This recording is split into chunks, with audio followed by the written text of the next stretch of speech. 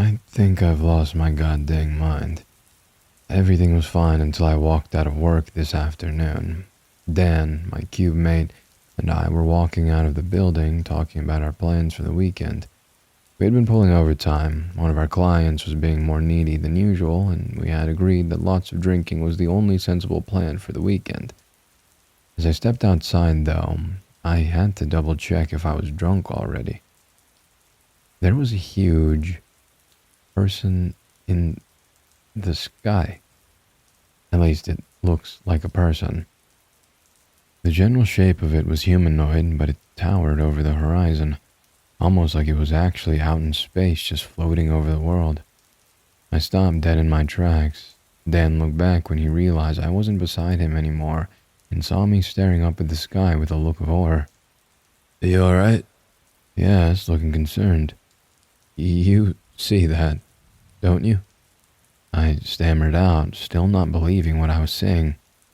"See what, man? There's a few clouds, but it doesn't look like any rain coming this way." No, the person. There's a huge person up there on the horizon. You seriously don't see it?" I couldn't fathom how he couldn't see it. It was almost blocking out the sun, and it had a big, toothy grin on its face, just surveying the world. "You been sleeping okay? I think all this overtime is stretching you thin." Dan looked worried. I know I sounded insane. Yeah, probably just staring at the monitor all day. Got my mind going crazy." I dropped the subject and kept going. As I got in my car, I looked back over to where the thing was. It was still there, now staring off upwards into whatever sky was above it. "I'll see you on Monday. I'm just going to go get some sleep." I shouted out the window as I started the engine. The thing hovered there as I went through the rush hour traffic to get back home. All the stop and go gave me time to really get a look at it. It looked more and more uncanny as time went on. Instead of 2 eyes, it had multiple. The entire top of its face was covered in eyes, some small, some huge. There was no nose, just what looked like a slit running down half of its face until it came to the mouth. The mouth was the terrifying part. It was wide open, almost slack-jawed, and full of teeth. I don't mean like a big, toothy smile like some kid who had just gotten their first adult teeth and wanted to show them off. This thing had rows of teeth. It looked like a shark, almost with row after row of sharp, pointed teeth. They went around its entire mouth. Not just top and bottom, it had teeth on all sides, like a fucking garbage disposal for small planets. The damn thing was so huge I could only see it from the chest up. The rest had disappeared over the horizon. I finally got home, and night had fallen, but the giant hadn't shifted at all. By this time, I'm creeped the hell out. I decide I'm just going to go inside, close my curtains, and go the fuck to sleep. I'm just tired, right? This is all going to be gone in the morning. I take one of my sleeping pills, and I'm out in half an hour. The only thing I can remember about my dream that night is that the thing in the sky was picking people up and dropping them into its mouth. They were so far away, but I could still hear their screams as they were slashed to bits on the teeth. I woke up the next morning and opened my window, bracing myself to see the creature towering above the city outside. To my relief, it wasn't there. I can't tell you just how relieved I was. The last thing I need is a psychotic break to put me out of commission. It was a Saturday, and my first day off in almost 2 weeks. I made some breakfast and decided to go out and browse around the library for something new to read. As I stepped out of my house and got in my car, I looked out above the house. The bedroom window faced my driveway, and I didn't think to look out any other windows before I stepped out of the house. It was still there. It had just shifted to the other side of the earth, or maybe the earth had just rotated to the point where it was in a different position. It stood there, the same expression on its face as last night. I saw a plane fly by in the sky, barely pushing by the shoulder of the creature. It moved one of its many eyes to look at the plane, and a different eye focused on it as it moved by the creature. With one swift move, It bent over and crunched down on the plane. There was a small plume of smoke and a flash of fire, and then it was gone. I couldn't believe my eyes. How many people were on that flight? How many people just lost family members to that thing? I had to do something. I called 911. Operator, what's your emergency? A woman's voice, polite yet urgent. An airplane just blew up in the sky. There's a giant creature up there. It looks almost like a person, but it just ate a fucking plane. Sir, I'm going to need you to please calm down. Now, you said a plane exploded? Yes, not really exploded, though. It was more eaten. The thing in the sky leaned over and swallowed it. Sir, this line is for emergencies only. You know that faking an emergency call is a crime, right? I'm not fucking faking. Those people on that plane are dead. Don't you care about that? Sir, I'm going to disconnect the line. Please only call us if there is a real emergency. The line went dead. Fuck. What do I do? Dan couldn't see it yesterday, and the emergency operator obviously hadn't heard anything about it. I looked back up at the thing on the horizon. It had turned and was facing my direction now. As I stared at it and looked down towards the ground, every single eye on its face looked right at me. I know it sounds crazy that I could tell from that distance, but I know it was looking at me. It could somehow sense I realized this because the grin on its face got even wider. I don't know how long I sat there screaming. All I know is that the next thing I knew was there were two guys in suits outside my car window. One was knocking on the glass, while the other had his gun drawn. "Please step out of the car and come with us, sir," the man knocking on the glass said. The other one lowered his gun slightly and gave me a look as if to say it was okay. "We don't want to use force, but we have been authorized to if you do not comply." What the fuck is going on? I said as I opened my door. Who the hell are you? Can you see that fucking thing? No, sir, we cannot. However, we can take you to someone that has answers for you. The things you're seeing are real. Fine, as long as I know I'm not crazy. I walked over to their car with them. One opened the back door and motioned for me to get in. We drove for what seemed like hours. I know we were a good ways outside the city by the time we pulled up to a small shack off of a dirt road. I looked up at the horizon as I got out of the car. Over the tops of the trees, I could barely see the top of the giant head.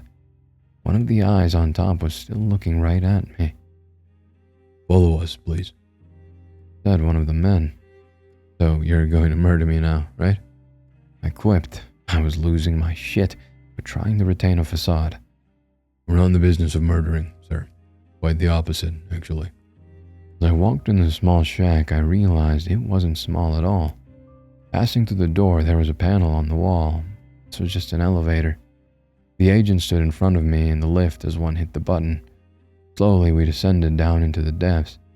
When the lift stopped and the door opened, there was a small room with a desk set up next to the wall and a door leading out to the left. An older man was sitting behind the desk, reclined back in a chair that looked like it would tip any second. "Sir, we have the cognizant in question," one of the men said. The man in the chair almost fell back in surprise and sat forward and looked at me. "Yes, please come in. Have a seat. How are you doing today?" He asked. I've been better. I'm pretty sure none of this is real, though." I looked around, trying to think of how I could get out if I needed to. It felt good, though, almost relieving that I couldn't see that thing looking at me. "I can assure you this is all real.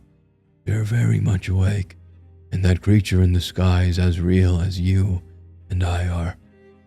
The man smiled at me as if we were just talking about something as simple as the weather, not a death giant in the sky. "You mean I'm not crazy? You can see that thing too?" I asked in disbelief. I still couldn't fully grasp what was happening. If I wasn't crazy, then what the hell was going on? "I'm not crazy, I promise. I personally cannot see that creature. I do know a few others that can, though. I'm honestly surprised you've slipped under our radar for this long. We usually catch you guys much earlier in life." You guys? What the fuck is going on? Can you please just stop being cryptic and tell me why the fuck I'm not crazy? I was getting tired of all this turnaround. There was something really fucked up going on, and this guy is treating it like a fucking Sunday brunch. Well, I can't explain everything to you, but first I think you better have a seat. Would you like some coffee? It's quite a long story. I sat down in front of him and listened as he laid everything out.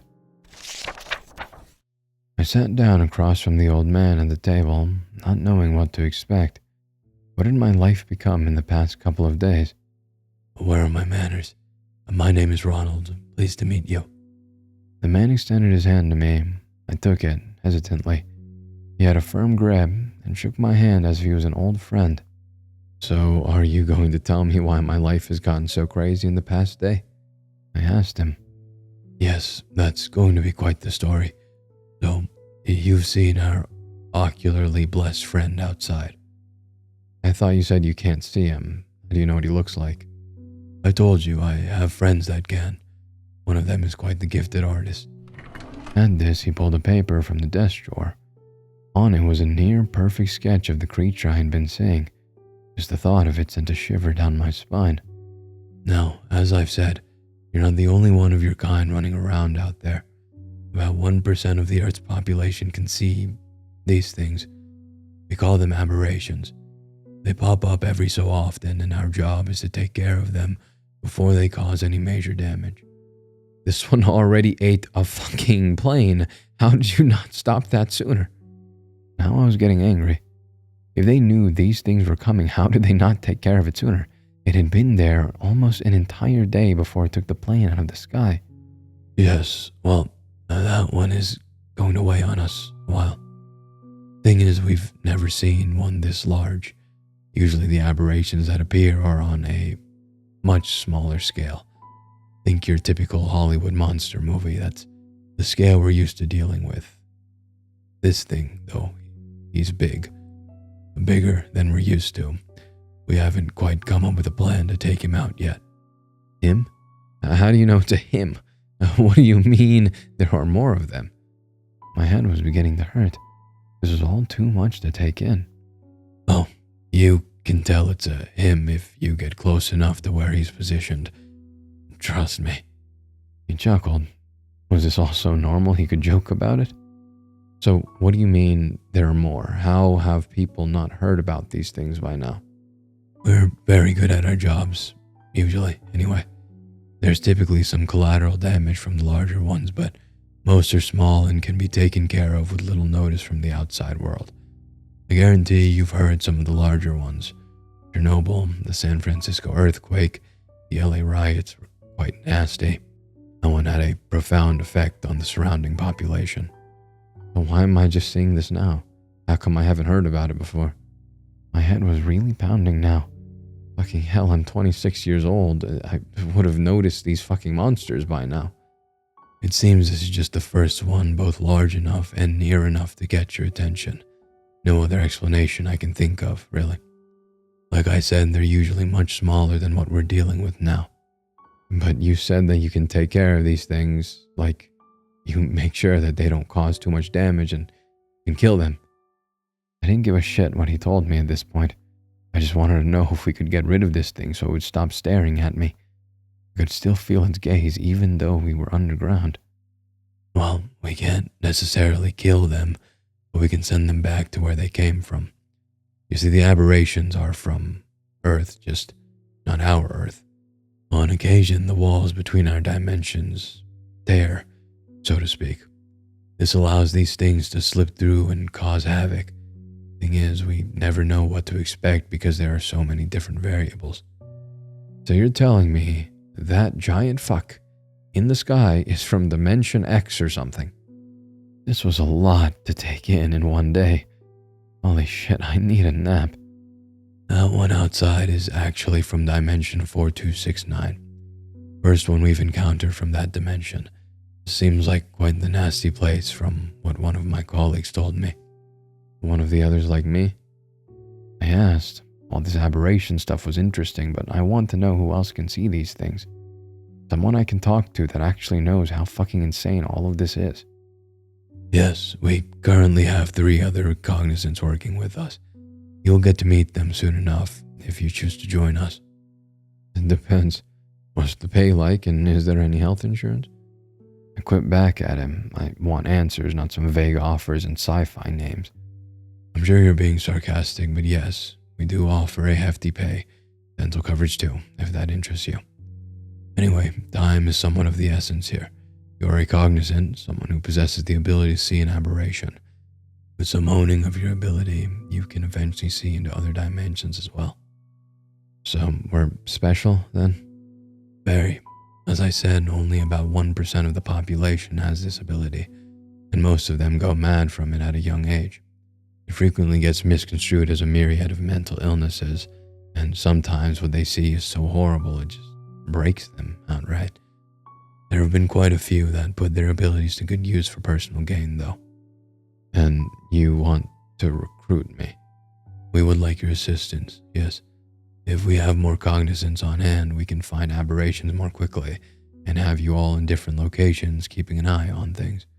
We'll do all the heavy lifting when it comes to getting rid of the ones that appear. We just need you to be our canary, so to speak. It doesn't sound like too dangerous of a job. I still wasn't sure. I kept expecting to wake up any second and have this all be a dream. But the cold air in the room and the feeling of the aberration's gaze shooting through the ground in me made it all too real. I must warn you, you will see some horrible things. Creatures that look like us, but can tear through you with a snap of their fingers. Lovecraftian nightmares. Creatures much uglier than our friend in the sky. This will drain you. His tone was much more serious now. We're reaching the end. Look, if I can get that giant asshole up there to go away, I'll do whatever I can. Besides, this might actually be a nice change of pace. People look out for any weird happenings and get paid for it. Sounds good to me. Very well. Our agents here will escort you back home. Here's a card with my number. Please keep an eye on our friend up there for now and study him. It's a tall order for your first case, but I guarantee you will learn quite a bit from it. You'll also be subject to regular psych evaluations. We'll contact you when we get everything processed. So, I'm a monster hunter now. More of a monster surveyor, if you will. I got up and followed the agents back to the elevator and up to the surface. When we stepped out of the shack, the big guy was still there, watching me. All of his eyes followed as I walked over to the car. He kept following as they drove me back home. Things were going to get very interesting. I didn't realize just how much more awful the aberrations could be.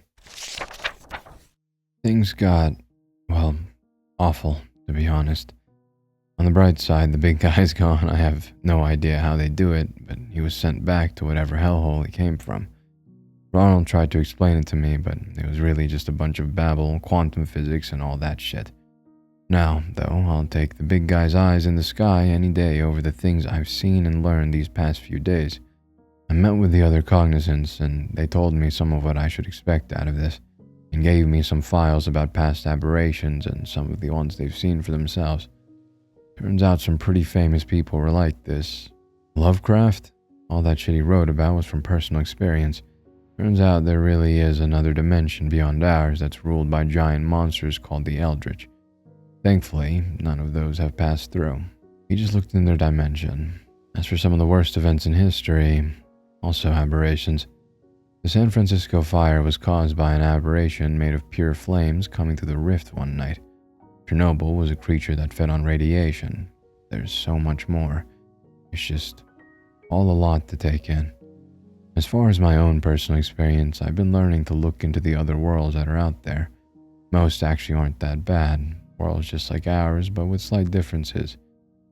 The others, though. They're few and far between, but they're made up of some of the most terrifying shit I've ever seen. So, things had been pretty quiet on our world until a week ago. Another thing that the administration provided me with is a satellite link. I can view different areas of the world through satellite feeds and get access to almost any camera. I was watching a feed from Florida when I saw that there was a hurricane forming off the coast. Looking further at one of the storm cams, I noticed there was something off in the water that seemed big. That's putting it simply. Then, when lightning flashed in the middle of the storm, I saw it. It was gigantic, not quite as big as Eyes was, but at least big enough to level a small city. It looked like it was in the center of the storm. I zoomed in, hoping to get a better look. It looked to be made out of pure darkness, with tendrils popping out of it in every direction. I saw a storm chaser plane flying close to it and my stomach fell out. One of the tendrils snapped out like lightning, piercing straight through the plane. It went down into the water. I picked up my phone and dialed Ronald's number. "We have a problem off the coast of Florida. Creature in the middle of a giant hurricane. Looks like a giant black hole, but it took a storm chaser plane down." "We're on it," he said. "There's something you should know, though. The other 3 have been noticing much heavier activity the past few days. There seems to be an increase in aberrations." "Great. Just what I fucking need," I said, sighing. "Will you guys be able to take care of this thing? If it's in Florida, that's one state too close for me." "We're stretched a little thin at the moment, but it will be taken care of," he said. The line went dead then. Guess there wasn't much time to talk. I decided to see what he meant by heavier activity. I pulled up the log where we all recorded our findings. There had been a lot more entries in the past 3 days than in the past 2 weeks combined. This wasn't good. I scrolled through seeing some of what we were dealing with. Victoria had apparently seen a massive ram with 8 horns storming through the hills in Scotland. Greg caught a guy in the middle of Atlanta that was disintegrating anything he touched.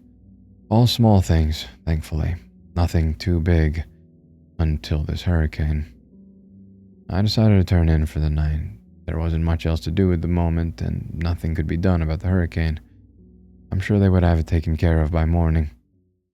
Everything went smoothly the next day. The hurricane was gone, the tendrils disappeared. Seemed to be much slower. I actually managed to go a whole day without spotting anything. That night, I got woken up by my phone ringing. I saw that it was Ronald. I groggily answered it, still half asleep. "Yeah?" I asked. "Look outside. Tell me what you see." Okay. Let me put on pants real quick." "No time. Go now."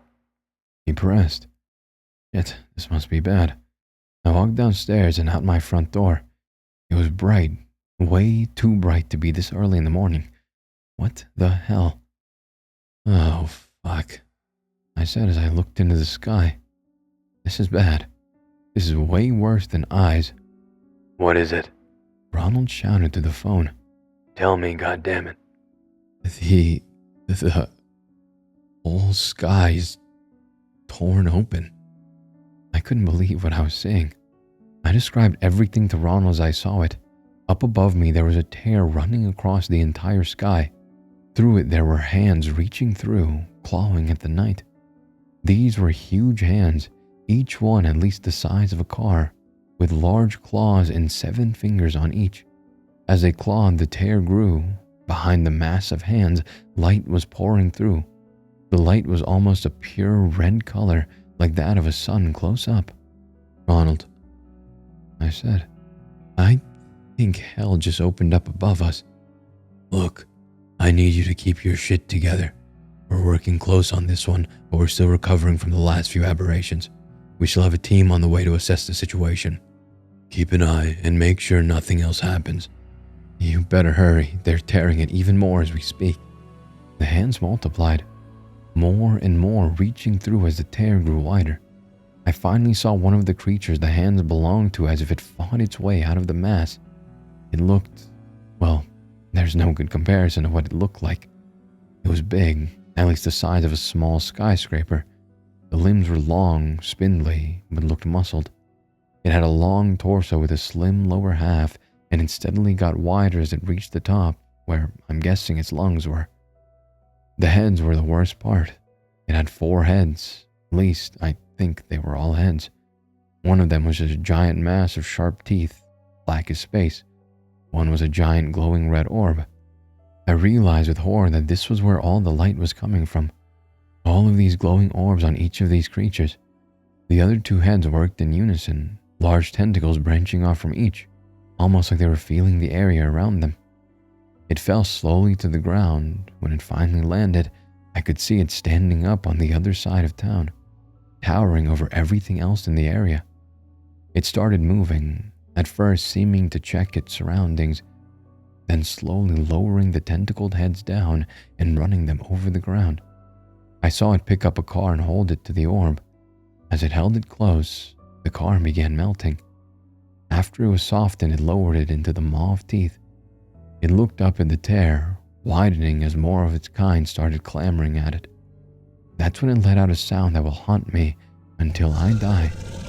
It was like an explosion mixed with the screams of 1,000 dying people. As it roared, the clamoring of the tear became more frenzied. It finished and started walking my way. The creature was moving straight for me, every step bringing at least 100 feet closer. The red orb that was one of its heads glowed brighter as it came closer. It was like it could sense me. I jumped in my car and called Ronald. "You guys need to get a handle on this now," I screamed into the phone. "This thing is after me, and there are more like it coming down every second." "Shit," he said. "I have a team en route to you right now. Just stay where you are." "I'm getting the fuck out of here unless your team can be here within 2 minutes. The creature is huge and it knows where I am. It's going to be on top of me within 5 minutes. I already saw what it could do to a car, and I'm not fond of having that happen to me." "Fucking hell. Okay. Do you have the list of the safe houses with you?" "Yeah, I'm going to the closest one. It's only about 15 minutes away. Hopefully my car can outrun that thing." "Good. We'll be in touch." I have to move, quick. The thing was still stomping towards me. I could see light poles and cars crushed under its feet in the distance. The orb continued to get brighter. Above me, more continued to fall from the tear in the sky. It began to rain at that point, wind howling. It still didn't faze the creature. Everyone else probably just thought it was some freak storm tearing everything down. I got in the car and squealed out of my driveway. The safe house was a few miles outside of town in an abandoned convenience store off the highway. I just had to get there and push the code on the back door to take me a mile underground into the bunker. I got to the edge of town, little over a mile to go, when one of those things fell from the sky right in front of me. I didn't see it coming until it was too late, but its front left foot landed right on the hood of my car. I got jolted forward and hit my head on the steering wheel. I was dazed. Everything blurred and I felt warm blood dripping from my forehead into my eyes. This is bad. This is really fucking bad. I vaguely saw one of the tentacles wrap around what was left of my car and pick it up with me still in it. I had to act fast. I reached down and unclipped my seatbelt at the same time, shoving the car door open. I rolled out as the car was turned over and lifted into the air. God damn it, I've got to go. I rolled over and got to my feet. Everything hurt. I could feel my heart beating into my throat. I started trying to run, but god damn it, it hurt. I probably had a couple of broken ribs, maybe a concussion. I'm amazed I'm still able to walk at all. The creature let out a roar as it brought my car up to the orb. I assume it's an eye. The car started to melt as the howl of rage got louder. I looked up as I ran and saw more falling to the sky. Even faster than before, they were coming down by the dozens now. My phone rang in my pocket. I was still trying to run from the monster, and right now it was right above me. Even if I survive this, I'm not sure if the world will. I dug my phone out as I continued running. "A little busy right now. Tell me you have some good news." "Where are you? Our other cognizants have reports of these things falling near them as well." Ronald said. I could hear the fear in his voice. This might be where it all ends. "Where are you now?" "I'm on the side of 17. One of those bastards dropped right in front of my car and wrecked it. I'm probably a mile out from the bunker." "Good. I have 2 agents a mile behind you. Find a safe place to hide until they get there, and they can take you the rest of the way." I don't think you fucking understand me right now. This thing is on the damn road. I don't think they'll get through. "They will. Just hide until then." He hung up at that. Shit, I don't even know how I'm supposed to hide. If they're a mile up the road, then hopefully that means 3 minutes, max. Now isn't time for them to be careful drivers. My best bet right now is just to run and dodge until they get here. The orb swiveled around and I swear it looked right at me. The head with the mouth moved down towards me, extending on the neck as it came down toward me, almost bending completely backwards to reach where I was underneath it. While it was doing that, one of the tentacled heads reached around from the side, like it was trying to close me in. Fuck, this is bad. This is really bad. I closed my eyes and hoped for time to just stop right there, for the tear to disappear and this damn thing to vanish. I had a flash of the dimension it came from. The landscape was leveled. Where buildings once stood, there were now just ruins. These things overran the land, devouring anything they can find. Their movements seemed to be determined by some sort of hive mind, all going toward the same goal. They were hungry, and we were the next buffet. I snapped out of it and faced down the maw in front of me. I couldn't run to the right because of the tentacles. The highway barrier was on my left, nowhere to go but behind me, and even then, I didn't know how fast those teeth would move. I had to do something. I closed my eyes, gritting myself for what was about to happen. When I opened them again, I almost gasped. The creature was gone, disappearing into thin air. In front of me stood one of the agents who picked me up on the day I saw the big guy, and he was holding a device that looked sort of like a projector. "Get in," he said, nodding back towards the car. I didn't question it, but ran over and got into the back seat. "So that's how you guys get rid of the aberrations?" I asked. "Yes and no. Just one of these can work for a smaller scale aberration. I still have no clue how we're going to fix the tear, though.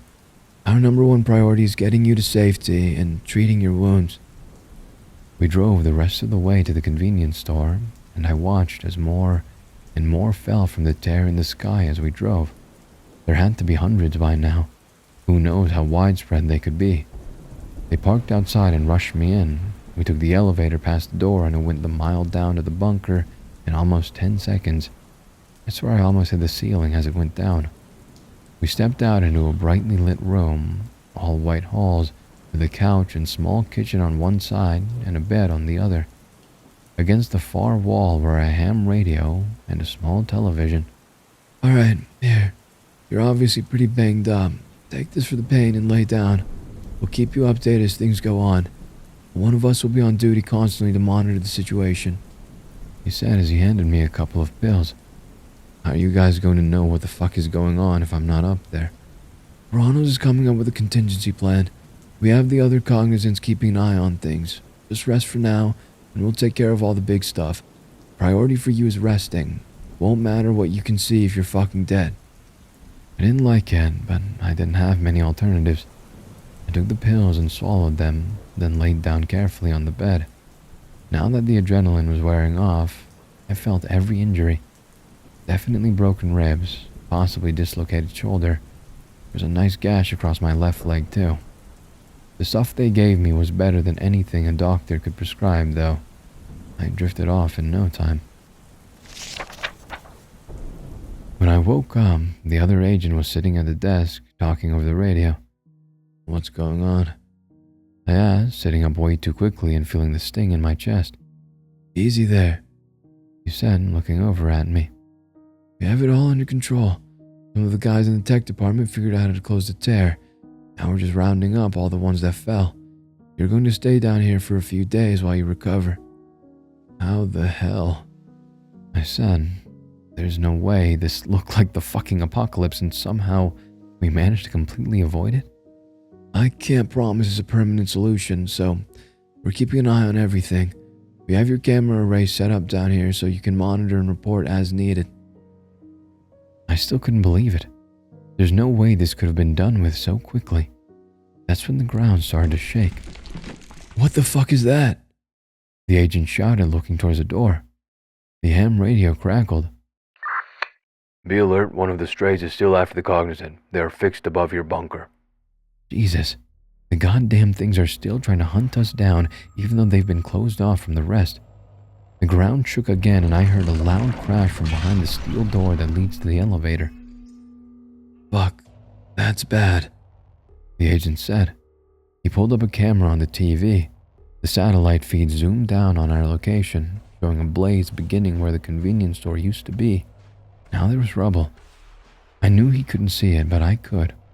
One of the aberrations was above us, thrashing around to the store.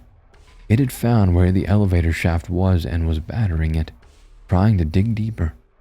The noise we heard was the elevator car dropping the mile downward. So now it's a day later and I'm writing this all out.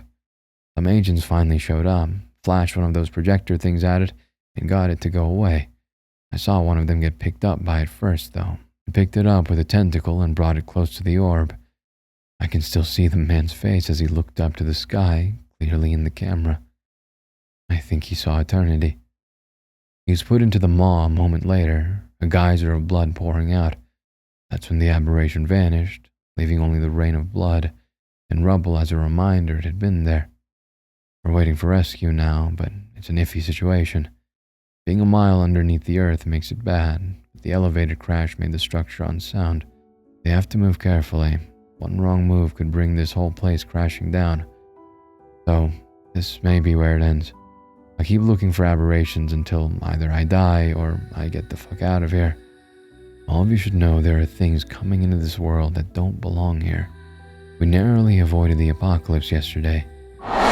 There's no guarantee we'll be this lucky next time.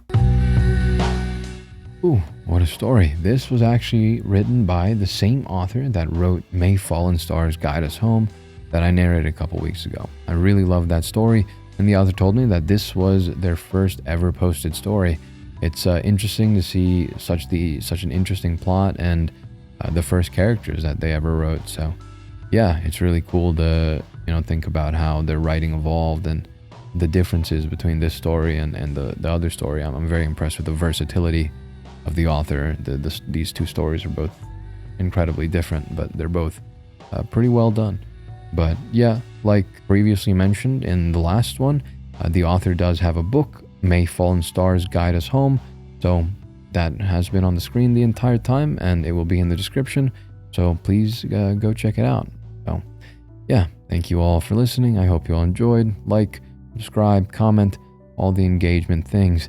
And yeah, I'll see you in the next. Ego Volt Anima Vestra.